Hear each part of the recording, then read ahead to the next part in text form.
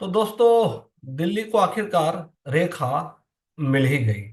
और रेखा गुप्ता के दिल्ली सीएम बनने की उम्मीद हम में से शायद किसी ने भी नहीं की थी।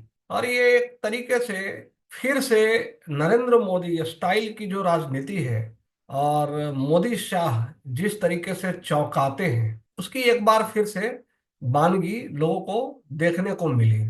और जैसा कि ये ट्रेंड रहा है और हर कोई मान भी रहा था कि जो नई दिल्ली विधानसभा क्षेत्र जीतता है वही दिल्ली का मुख्यमंत्री होता है।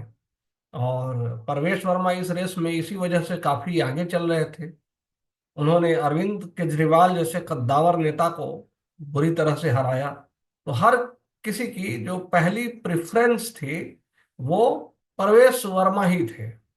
और निश्चित रूप से बाकी जितने भी क्राइटेरिया थे, जैसे उनकी एक अपनी विरासत रही, वो साहिब सिंह वर्मा के बेटे रहे और जाटों में उनका अच्छा खासा प्रभाव रहा। और परवेश वर्मा जी का भी जो है, जो जाट बहुल इलाके हैं उनमें उनका अच्छा खासा प्रभाव है। और दूसरा ये कि उन्होंने अरविंद केजरीवाल को तो हराया ही हराया और हर जगह से वो लीड करते हुए दिखे।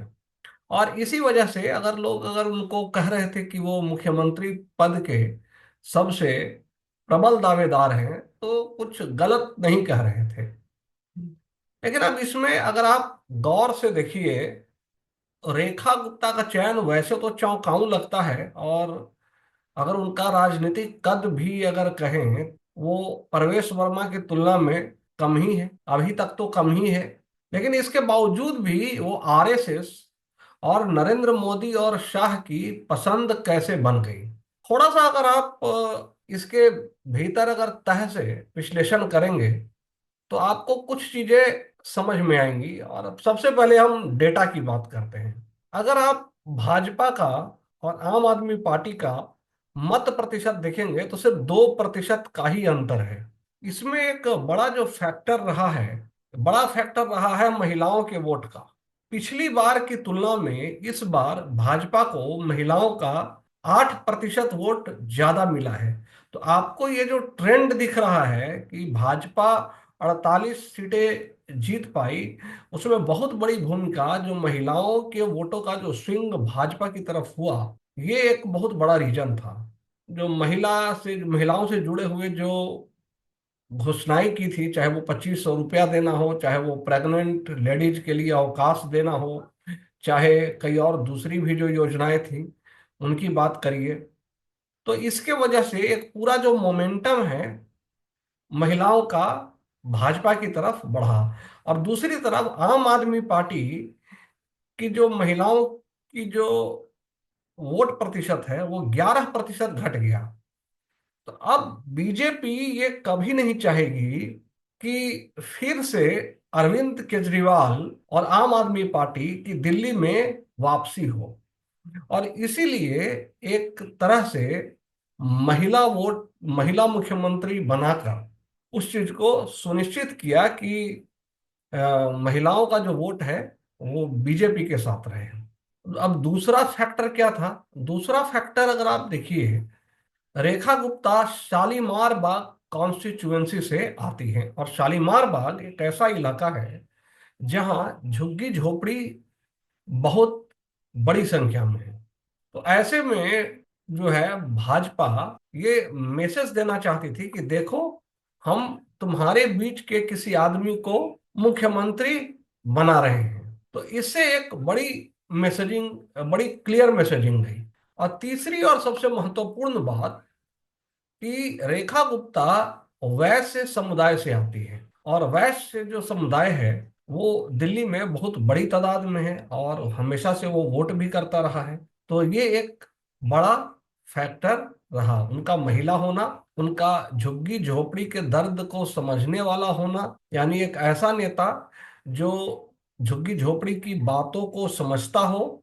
क्योंकि अरविंद केजरीवाल के अगर आप वोट्स को देखेंगे तो ये जो झुग्गी झोपड़ी है ये बहुत बड़ा एक परसेंटेज है जो वहां के लोग उनको वोट करते हैं। तो जब वो रेखा गुप्ता को देखेंगे तो उनको ऐसा नहीं लगेगा कि ये जो लेडी है ये जो मुख्यमंत्री है वो किसी इलीट समाज से आती है। अच्छा, वो है भी बिल्कुल साधारण, अगर उनका बैकग्राउंड देखेंगे तो कोई ऐसी कोई इलिटिस्ट या उस तरह के बैकग्राउंड से नहीं है।